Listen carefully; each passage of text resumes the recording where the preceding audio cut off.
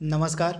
आज के इस वीडियो में हम मई माह के तीसरे सप्ताह के सभी इम्पॉर्टेंट करंट अफेयर्स के प्रश्नों को हम कवर करेंगे। मई माह के तीसरे सप्ताह के जितने भी इम्पॉर्टेंट करंट अफेयर्स बन सकते हैं 15 मई से लेकर 21 मई के बीच में, उन सभी इम्पॉर्टेंट करंट अफेयर्स के प्रश्नों को आज के इस वीडियो में हम कवर करेंगे। इससे पहले हमने मई माह के पहले सप्ताह और दूसरे सप्ताह के इम्पॉर्टेंट करंट अफेयर्स के जो प्रश्न थे उसके वीडियो को हमने अपलोड कर दिया है। तो अगर आपने हमारा पहला सप्ताह का वीडियो मई माह का और दूसरे सप्ताह का वीडियो जो है मई माह का अगर आपने नहीं देखा है तो उसे आप देख लीजिएगा। तो चलिए वीडियो को शुरू करते हैं और देख लेते हैं कि 15 मई से लेकर 21 मई तक के बीच के कौन कौन से इम्पॉर्टेंट करंट अफेयर्स के प्रश्न बन सकते हैं। पहला प्रश्न हमारा है, हाल ही में जारी किए गए आंकड़ों के अनुसार देश में सबसे ज़्यादा शिशु मृत्यु दर किस राज्य की है। सुपर इम्पॉर्टेंट प्रश्न। तो हाल ही में जो आंकड़े जारी किए गए हैं उस आंकड़ों के अनुसार हमारे देश में जो सबसे ज़्यादा शिशु मृत्यु दर है यानी कि इन्फेंट मॉर्टेलिटी रेट है वह सबसे ज़्यादा आपको मिलेगी मध्य प्रदेश में। तो आप इसे याद रखिएगा, मध्य प्रदेश की जो इन्फेंट मॉर्टेलिटी रेट है यानी कि शिशु मृत्यु दर है वह सबसे ज़्यादा यानी कि प्रति 1000 बच्चों पे प्रति 1000 जीवित बच्चों पे 48 बच्चों की मृत्यु हो जाती है। कहाँ पे? तो मध्य प्रदेश राज्य में। तो आप इसे याद रखिएगा। वहीं अगर हम हमारे देश में सबसे कम शिशु मृत्यु दर वाले राज्य की बात करें तो नागालैंड राज्य जो है यहाँ पे सबसे कम शिशु मृत्यु दर देखी गई। यहाँ की शिशु जो मृत्यु दर है नागालैंड की वह 4 है। तो आप इसे याद रखिएगा, प्रति 1000 जीवित बच्चों पे जो शिशु मृत्यु दर है वो 4 है नागालैंड की। तो आप इसे याद रखिएगा। दो चीज़ें आपके लिए इंपॉर्टेंट है, हमारे देश में सबसे ज़्यादा शिशु मृत्यु दर किस राज्य की है तो मध्य प्रदेश की। कितनी है शिशु मृत्यु दर? तो 48 है। और उसके बाद नागालैंड राज्य की सबसे कम शिशु मृत्यु दर है हमारे देश में। कितनी है? तो 4 है शिशु मृत्यु दर नागालैंड की। तो आप इसे याद रखिएगा। यहाँ पे मैंने अपलोड भी कर दिया टेबल के माध्यम से। आप देख रहे हैं यहाँ पे कि सबसे ज़्यादा जो शिशु मृत्यु दर है वह आपको मिलेगी मध्य प्रदेश में। कितनी है? तो 48। तो आप इसे याद रखिए, यहाँ पे 48 होगा। तो शिशु मृत्यु दर जो मध्य प्रदेश में आपको मिलेगी 48 प्रति 1000 जीवित बच्चों पे। उसके बाद सबसे कम जो शिशु मृत्यु दर है आपको मिलेगी नागालैंड में। कितनी है? तो 4 है। और उसके बाद भारत की जो शिशु मृत्यु दर है 2017 में प्रति 1000 जीवित जन्म पे 33 थी, जो 2018 में घटकर 32 हो गई। तो इसे भी आप याद रखिएगा। 2017 में भारत में जो शिशु मृत्यु दर थी वह प्रति 1000 जीवित जन्मों पे 33 थी, जो 2018 में घट के 32 हो गई है। तो इसे भी आप याद रखिएगा। वहीं अगर हम बड़े राज्यों में सिंगल डिजिट के साथ सबसे अच्छा प्रदर्शन करने वाले राज्य की अगर हम बात करें तो केरल इसमें टॉप पे है। केरल की जो शिशु मृत्यु दर है वह 7 है। तो इसे भी आप याद रखिएगा। तथा शिशु मृत्यु दर में सबसे बड़ी जो गिरावट है आपको मिजोरम में दर्ज की गई है। यहाँ पर IMR जो रेट था शिशु मृत्यु दर थी 15, जो अब गिर के हो गई है 5। तो इसे भी आप याद रखिएगा। ये डेटा आपके एग्जाम के लिए सुपर इंपॉर्टेंट है। अगला प्रश्न हमारा है, हाल ही में केंद्रीय माध्यमिक शिक्षा बोर्ड यहाँ पे होगा तो CBSE के नए अध्यक्ष कौन बनाए गए हैं आपसे पूछा जा रहा है। तो इस CBSE के जो नए अध्यक्ष हैं वो बनाए गए हैं मनोज आहूजा, यानी ऑप्शन इसका बी बिल्कुल सही है। मनोज आहूजा को केंद्रीय माध्यमिक शिक्षा बोर्ड यानी कि CBSE का नया अध्यक्ष बनाया गया है। तो आप इसे याद रखिएगा, ऑप्शन बी इसका बिल्कुल सही है, मनोज आहूजा। इससे पहले CBSE की जो अध्यक्ष थी वो थी अनीता करवाल। अगला प्रश्न हमारा है, हाल ही में केंद्र सरकार के द्वारा कुल क्षेत्रों में मतलब कुल कितने क्षेत्रों में निजी कंपनियों के निवेश को मंजूरी दे दी गई है। तो हाल ही में जो हमारी केंद्र सरकार है उसने टोटल 3 क्षेत्रों में जो है निजी कंपनियों के निवेश को मंजूरी दे दी है। तो इसका राइट आंसर क्या हो जाएगा? ऑप्शन जो बी है, यानी कि 3 क्षेत्रों में अब जो है निजी कंपनियां अपना निवेश कर सकती हैं। ये 3 क्षेत्र कौन कौन से हैं आपको पता होने चाहिए। तो कोयला हो गया पहला, उसके बाद अंतरिक्ष हो गया यानी कि स्पेस में, और उसके बाद आपका तीसरा क्षेत्र हो गया खनिज। यानी कि भारत में जो निजी कंपनियां हैं वह अब कोयला में, अंतरिक्ष में और खनिज में निवेश कर सकती हैं। ऐसा फैसला हाल ही में केंद्र सरकार के द्वारा लिया गया है। तो आप इसे याद रखिएगा। यहाँ पे आप देख रहे हैं इसके साथ ही केंद्र सरकार के द्वारा कुछ अन्य निर्णय भी लिया गया है। कौन कौन सा निर्णय? तो रक्षा में यानी कि डिफेंस एरिया में जो FDI था उसकी सीमा 49% से बढ़ाकर 74% कर दी गई है। उसके बाद राज्य की केंद्र से उधार लेने की जो सीमा थी वो उसको 3% से बढ़ाकर 5% कर दिया गया है। उसके बाद मनरेगा के तहत अतिरिक्त 40,000 करोड़ रुपए का आवंटन किया गया है। आपको पता होगा मनरेगा में बजट के समय 60,000 करोड़ रुपए का आवंटन किया गया था। इसके साथ ही हाल ही में जो केंद्र सरकार है उसने अतिरिक्त 40,000 करोड़ रुपए का मनरेगा के तहत आवंटन कर दिया है। तो टोटल 1 लाख करोड़ रुपए का आवंटन हो गया है अब मनरेगा के क्षेत्र में केंद्र सरकार के द्वारा। तो आप इसे याद रखिएगा, ये लेटेस्ट की न्यूज है जो केंद्र सरकार के द्वारा जारी की गई है, इसे आप याद रखिएगा, यहाँ से आपके एग्जाम में प्रश्न डायरेक्टली बन सकता है। उसके बाद अगर हम अगले प्रश्न की बात करें तो अगला प्रश्न हमारा कह रहा है, हाल ही में रेमी डी ग्रेगोरियो पर 4 साल का प्रतिबंध लगाया गया है, वे निम्न में से किस क्षेत्र से संबंधित हैं। तो जो रेमो डी ग्रेगोरियो हैं इन पे हाल ही में 4 साल का प्रतिबंध लगाया गया है तथा ये फ्रांस के हैं तथा ये साइकिलिंग करते हैं। तो इसका राइट आंसर क्या हो जाएगा, ऑप्शन ए। यहाँ पे आप पिक्चर में देख रहे हैं ये हैं रेमी डी ग्रेगोरियो, ये फ्रांस के हैं तथा ये साइकिलिंग करते हैं तथा इनके ऊपर टोटल 4 साल का प्रतिबंध लगाया गया है। तो ऑप्शन ए इसका बिल्कुल सही है। अगला इंपॉर्टेंट प्रश्न हमारा है, फीफा अंडर 17 महिला विश्व कप 2021 का जो आयोजन है किस देश में किया जाएगा। सुपर इंपॉर्टेंट प्रश्न। तो फीफा अंडर 17 जो महिला वर्ल्ड कप है 2021 का, इसका आयोजन किया जाएगा भारत में। तो इसका राइट आंसर क्या हो जाएगा, ऑप्शन सी, यानी कि 2021 का जो आपका फीफा अंडर 17 महिला विश्व कप होगा इसका आयोजन किया जाएगा आपका भारत में। तो ऑप्शन जो इसका है सी बिल्कुल सही, आप इसे याद रखिएगा। तथा हमारे प्यारे देश भारत में टोटल 5 जगहों पे, कहा टोटल 5 जगहों पे इस अंडर 17 महिला विश्व कप 2021 का आयोजन किया जाएगा। 5 जगहें कौन कौन सी हैं आइए देख लेते हैं। तो सबसे पहले नवी मुंबई हो गया, नवी मुंबई में होगा।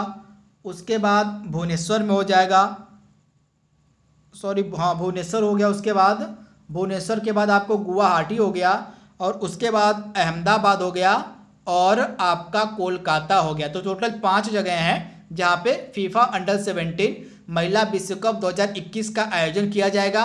मैं एक बार फिर से रिपीट कर रहा हूं, पहला हो गया आपका नवी मुंबई, दूसरा भुवनेश्वर, तीसरा गुवाहाटी, चौथा अहमदाबाद और 5वां कोलकाता। ये 5 जगह हैं जहां पे फीफा अंडर 17 महिला विश्व कप 2021 का आयोजन किया जाएगा। तो आप इसे याद रखिएगा, ये मोस्ट इंपॉर्टेंट है।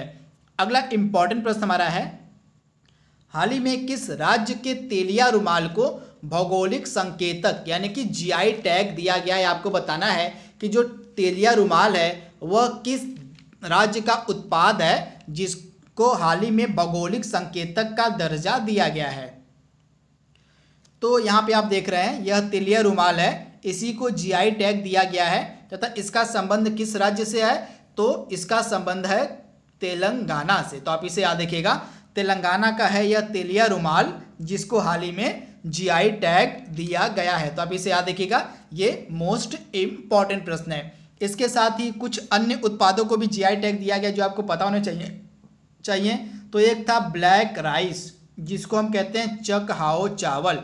तो चकहाओ जो चावल था यह मणिपुर का चावल है जिसको दिया गया था हाल ही में GI टैग। और उसके बाद जो गोरखपुर है, उत्तर प्रदेश का शहर गोरखपुर, उसका जो टेराकोटा की पेंटिंग थी उसको भी हाल ही में GI टैग दिया गया। तो इसे भी आप याद रखिएगा। इसके साथ जम्मू कश्मीर आप याद रखिएगा। इसके बाद जम्मू कश्मीर का जो केसर है उसको भी हाल ही में GI टैग दिया गया था। तो कुछ इंपॉर्टेंट ये GI टैग जो मैंने आपको बताया इन्हें आप याद रखिएगा, ये लेटेस्ट के GI टैग हैं तथा ये आपके एग्जाम के लिए सुपर इम्पॉर्टेंट हैं।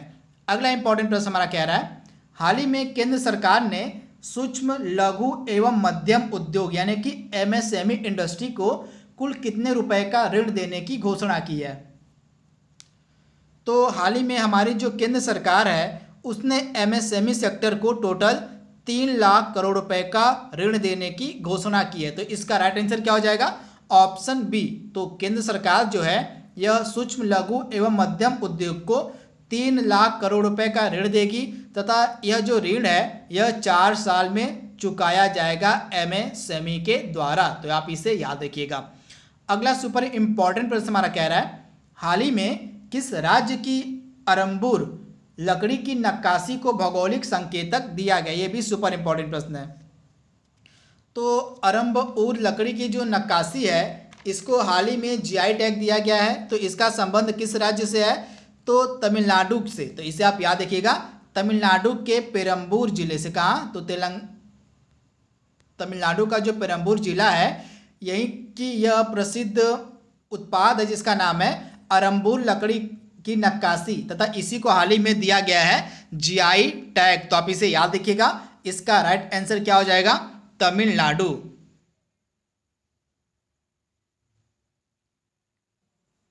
इसके साथ ही जो तमिलनाडु है इसके दो अन्य इंपॉर्टेंट उत्पाद हैं जिनको दिया गया था जीआई टैग, आपको पता होना चाहिए।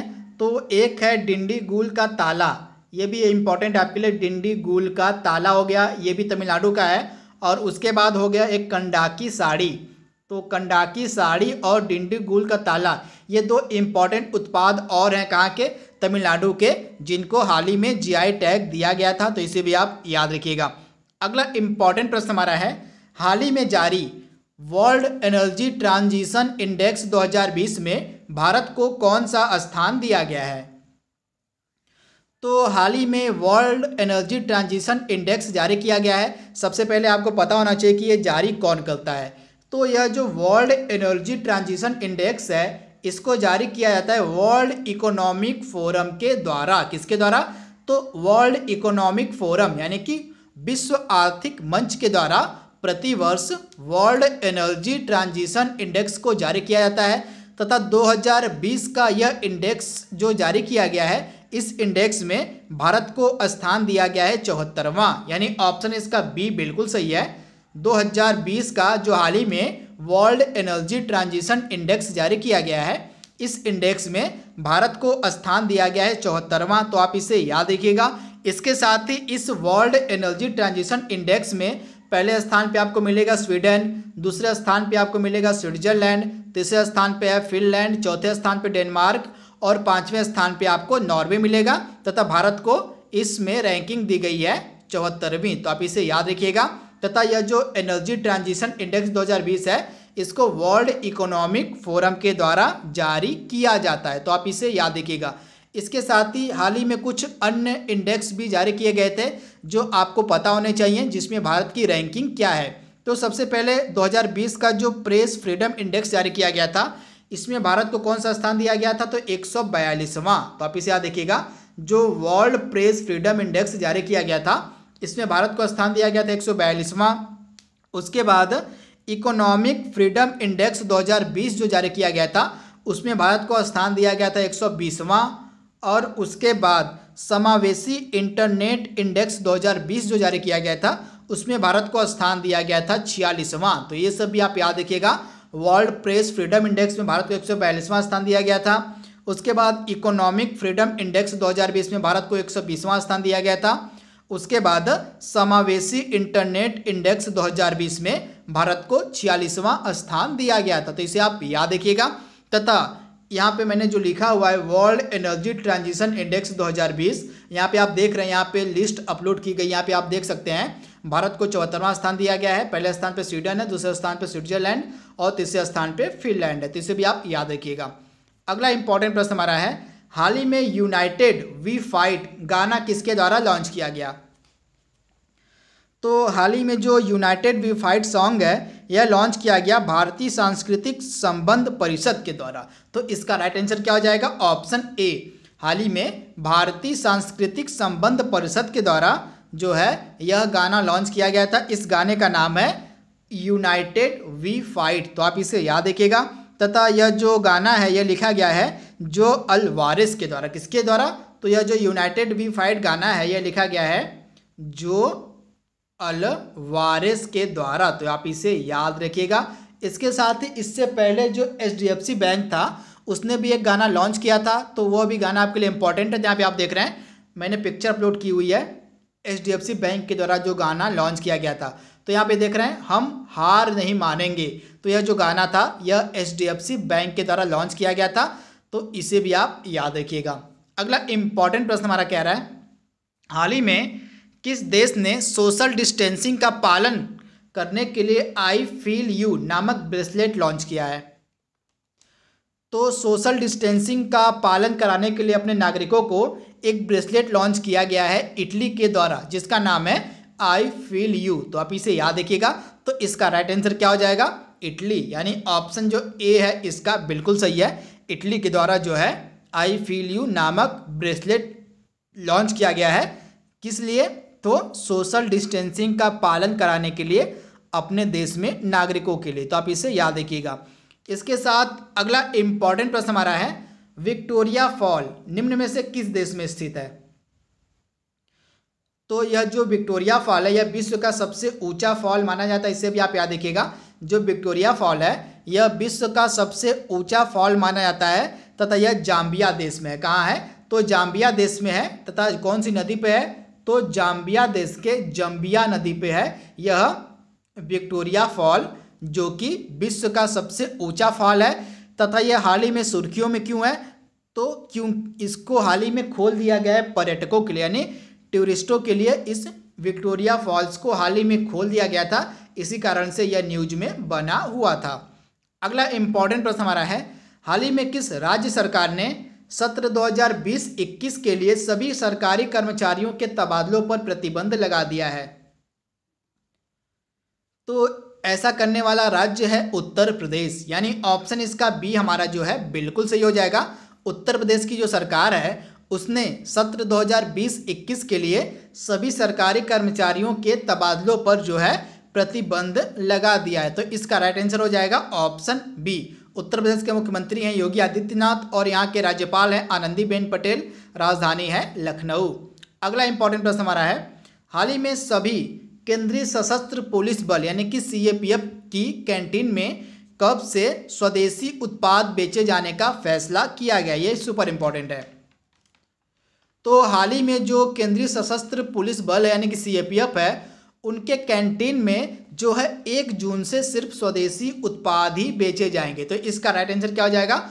ऑप्शन बी, यानी कि 1 जून से केंद्रीय सशस्त्र पुलिस बल की कैंटीन में सिर्फ और सिर्फ स्वदेशी उत्पाद ही बेचे जाएंगे। तो आप इसे याद रखिएगा। इसका राइट आंसर हो जाएगा ऑप्शन ए, यानी कि 1 जून से। अगला प्रश्न हमारा कह रहा है, हाल ही में कोविड-19 से मुक्त होने वाला पहला यूरोपीय देश कौन सा है? तो हाल ही में कोविड-19 यानी कि कोरोना वायरस से मुक्त होने वाला सबसे पहला यूरोपीय देश बना है स्लोवेनिया, यानी ऑप्शन जो सी है इसका बिल्कुल सही है। जो स्लोवेनिया है यह पहला यूरोपीय देश बन गया है कोविड-19 से मुक्त होने वाला, यानी ऑप्शन जो सी है इसका बिल्कुल सही है। अगला प्रश्न हमारा कह रहा है, हाल ही में अंतर्राष्ट्रीय परिवार दिवस जो है कब मनाया गया? ये भी सुपर इंपॉर्टेंट है। तो हाल ही में जो अंतर्राष्ट्रीय परिवार दिवस है यह कब मनाया गया? तो जो प्रतिवर्ष अंतर्राष्ट्रीय परिवार दिवस है यह मनाया जाता है 15 मई के दिन, यानी ऑप्शन जो इसका है बी बिल्कुल सही है। प्रतिवर्ष 15 मई के दिन जो है अंतर्राष्ट्रीय परिवार दिवस मनाया जाता है। तो आप इसे याद रखिएगा, सुपर इंपॉर्टेंट प्रश्न है। ऑप्शन जो बी है इसका बिल्कुल सही है। अगला इंपॉर्टेंट प्रश्न हमारा है, हाल ही में गोल कार्यक्रम के दूसरे चरण की जो शुरुआत है किस मंत्रालय के द्वारा की गई है? तो गोल सबसे पहले इसका फुल नेम आपको पता होना चाहिए। तो going online as a leader क्या हो जाएगा? Going online as a leader, यानी कि गोल कार्यक्रम जो है इसके दूसरे चरण की जो शुरुआत है यह जनजाति कार्य मंत्रालय जो हमारा है उसके द्वारा शुरू किया गया है। तो आप इसे याद रखिएगा। तथा इस गोल कार्यक्रम में मदद कौन कर रहा है? तो इस गोल कार्यक्रम में मदद कर रहा है फेसबुक। तो इसे भी आप याद रखिएगा। अगला हमारा प्रश्न है, हाल ही में अंतर्राष्ट्रीय प्रकाश दिवस जो है कब मनाया गया? सुपर इंपॉर्टेंट ये भी प्रश्न है। तो हाल ही में जो अंतर्राष्ट्रीय प्रकाश दिवस है यह मनाया गया है 16 मई के दिन, यानी ऑप्शन जो इसका बी है हमारा बिल्कुल सही है। 16 मई के दिन प्रतिवर्ष अंतर्राष्ट्रीय प्रकाश दिवस मनाया जाता है। तथा इसको मनाता कौन है? तो अंतर्राष्ट्रीय प्रकाश दिवस को प्रतिवर्ष यूनेस्को के द्वारा मनाया जाता है। तो आप इसे याद रखिएगा, प्रतिवर्ष 16 मई के दिन यूनेस्को के द्वारा अंतर्राष्ट्रीय प्रकाश दिवस को मनाया जाता है। अगला प्रश्न हमारा कह रहा है हाल ही में सिक्किम राज्य ने अपना स्थापना दिवस जो है कब मनाया है। तो सबसे पहले आपको पता है सिक्किम राज्य की जो स्थापना कब हुई थी, तो 16 मई, आप याद रखिएगा 16 मई 1975 को सिक्किम जो राज्य था यह हमारे देश का 22वां राज्य बना था। तो इसे आप याद रखिएगा 16 मई वर्ष 1975 को जो सिक्किम था यह हमारे देश का 22वां राज्य बना था। तो इसे आप याद रखिएगा। तथा हाल ही में सिक्किम ने अपना स्थापना दिवस भी मनाया है 16 मई के दिन। तो आप इसे याद रखिएगा, मोस्ट इंपॉर्टेंट। तथा सिक्किम के राज्यपाल प्रेजेंट टाइम है गंगा प्रसाद और यहाँ के मुख्यमंत्री हैं प्रेम तमांग। तो इसे भी आप याद रखिएगा। इसके बाद अगला इंपॉर्टेंट प्रश्न हमारा है Wuhan diary dispatches from a quarantine city नामक पुस्तक किसने लिखी है। तो यह जो पुस्तक है यह किसके द्वारा लिखी गई है, इस पुस्तक का नाम पहले आप याद रखिएगा, Wuhan diary dispatches from a quarantine city. तो इस पुस्तक को लिखा किसने है, तो इस पुस्तक को लिखा गया है फांग के द्वारा, यानी ऑप्शन ए इसका बिल्कुल सही आप ये देख रहे हैं। यह पुस्तक है वुहान डायरी, इसको लिखा गया है फांग के द्वारा। अगला प्रश्न हमारा है हाल ही में आए चक्रवाती तूफान जो अम्फान है उसका नामकरण किस देश ने किया है। Super important. तो चक्रवाती तूफान जो अम्फान है इसका नामकरण किसके द्वारा किया गया, तो चक्रवाती तूफान अम्फान का जो नामकरण है यह किया गया थाईलैंड के द्वारा, यानी ऑप्शन जो इसका सी है हमारा बिल्कुल सही है। थाईलैंड के द्वारा चक्रवाती तूफान अम्फान का नामकरण किया गया। तो इसे भी आप याद रखिएगा। तथा यह जो चक्रवाती तूफान अम्फान है यह साल 2020 का यह पहला उष्णकटिबंधीय तूफान है। तो इसे भी आप याद रखिएगा, साल 2020 का पहला उष्णकटिबंधीय तूफान भी है अम्फान, जिसका नामकरण किया गया थाईलैंड के द्वारा। अगला प्रश्न हमारा कह रहा है हाल ही में राजीव गांधी किसान न्याय योजना किस राज्य सरकार के द्वारा शुरू की गई है। Super important. तो हाल ही में जो राजीव गांधी किसान न्याय योजना है इसको शुरू किया गया है छत्तीसगढ़ की सरकार के द्वारा। तथा इस राजीव गांधी किसान न्याय योजना के तहत 1 एकड़ भूमि पर प्रत्येक किसान के खाते में 10,000 रुपये ट्रांसफर किए जाएंगे। जिसे भी आप याद रखिएगा, प्रति 1 एकड़ की भूमि पे 10,000 रुपये डायरेक्ट बैंक अकाउंट में ट्रांसफर किए जाएंगे किसानों को। तो आप इसे याद रखिएगा। तथा यह जो योजना है यह शुरू की गई है छत्तीसगढ़ की गवर्नमेंट के द्वारा। इस योजना का नाम है राजीव गांधी किसान न्याय योजना। तो इसे आप याद रखिएगा। छत्तीसगढ़ के मुख्यमंत्री हैं भूपेश बघेल तथा छत्तीसगढ़ के राज्यपाल है अनुसुईया उइके। इसके साथ ही यह जो छत्तीसगढ़ राज्य है मनरेगा के तहत, आप इसे याद रखिएगा, छत्तीसगढ़ जो राज्य है यह मनरेगा के तहत रोजगार देने में सबसे आगे था। तो इसे भी आप याद रख सकते हैं। अगला प्रश्न हमारा है हाल ही में गिफी नामक कंपनी जो है जो एक एनिमेटेड इमेज बनाती है उसको किसने खरीदा है।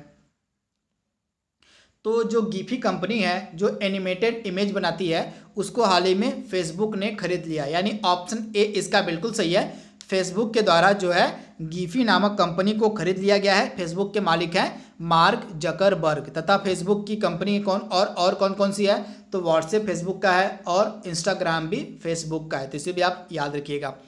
अगला प्रश्न हमारा कह रहा है हाल ही में जारी वैश्विक वन संसाधन मूल्यांकन 2020 के अनुसार वर्ष 2015 से 20 के बीच वनों की कटाई कितनी पहुंच गई है। Super important. तो हाल ही में जो वैश्विक वन संसाधन मूल्यांकन रिपोर्ट 2020 जारी की गई है इसके अनुसार वर्ष 2015 से लेके वर्ष 2020 के बीच जो वनों की कटाई है वह कम हुई है, यानी कि वनों की कटाई घटी है। तथा यह जो वनों की कटाई है घटकर 10 मिलियन हेक्टेयर पहुंच गई। तो इसे भी आप याद रखिएगा। इससे पहले यानी कि 2015 से पहले जो वनों की कटाई थी लगभग 11 मिलियन हेक्टेयर या 12 मिलियन हेक्टेयर हुआ करती थी, परंतु 2015 से 20 के बीच में वनों की कटाई में जो है कमी आई है तथा यह अब 10 मिलियन हेक्टेयर तक पहुंच गई है। तो आप इसे याद रखिएगा। अगला इंपॉर्टेंट प्रश्न हमारा है हाल ही में रिलायंस जियो ने कितने प्रतिशत की हिस्सेदारी जनरल अटलांटिक को बेच दी है। तो हाल ही में जो रिलायंस जियो है उसने बहुत सारी कंपनियों को अपनी हिस्सेदारी बेची है। तो अब तक टोटल 4 कंपनियां हो गई हैं जिनको हिस्सेदारी बेची गई है रिलायंस जियो के द्वारा। तो ये कौन कौन सी कंपनियां आपको पता होना चाहिए। सबसे पहले फेसबुक, फेसबुक को इसने बेची थी 22 अप्रैल को। उसके बाद सिल्वर लेक को 3 मई को बेची थी। उसके बाद विस्टा को बेची थी 8 मई को, और उसके बाद हाल ही में जनरल अटलांटिक को बेची अपनी हिस्सेदारी 17 मई को। तो टोटल 4 कंपनियां हैं जिसने इन्वेस्ट किया है रिलायंस जियो में। तो आप इसे याद रखिएगा तक कितने कितने करोड़ रुपए इन्वेस्ट किए हैं रिलायंस जियो में।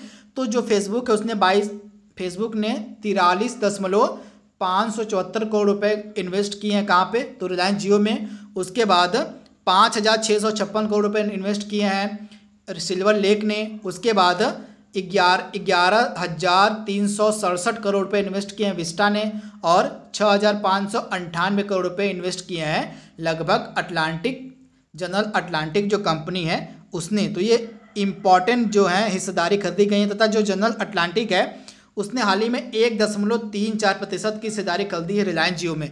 इसके बाद यहाँ पे पिक्चर में भी आप देख लीजिए, पिक्चर में आपको एकदम कंफर्म हो जाएगा। तो यहाँ पे देख रहे हैं 4 वीक्स 4 डील जो रिलायंस जियो के द्वारा की गई है। सबसे पहले फेसबुक ने 22 अप्रैल को रिलायंस जियो में कितना हिस्सेदारी खरीदी थी, तो फेसबुक ने रिलायंस जियो में लगभग 9.9% की हिस्सेदारी खरीदी थी 22 अप्रैल के दिन। और सिल्वर लेक जो है इसने 3 मई को लगभग 1.15% की हिस्सेदारी खरीदी थी रिलायंस जियो में। उसके बाद जो विस्टा कंपनी है उसने 8 मई को लगभग 2.32% की हिस्सेदारी खरीदी थी रिलायंस जियो में। और उसके बाद जो जनरल अटलांटिक है उसने हाल ही में 17 मई के दिन 1.34% की हिस्सेदारी खरीदी है रिलायंस जियो में। तो रिलायंस जियो में ये 4 इंपॉर्टेंट कंपनियां हैं जिसने हाल ही में हिस्सेदारी खरीदी है, तो इन्हें आप याद रखिएगा। अगला इंपॉर्टेंट प्रश्न हमारा है, हाल ही में बेंजामिन नेतन्याहू कौन सी बार इजराइल के प्रधानमंत्री बने हैं।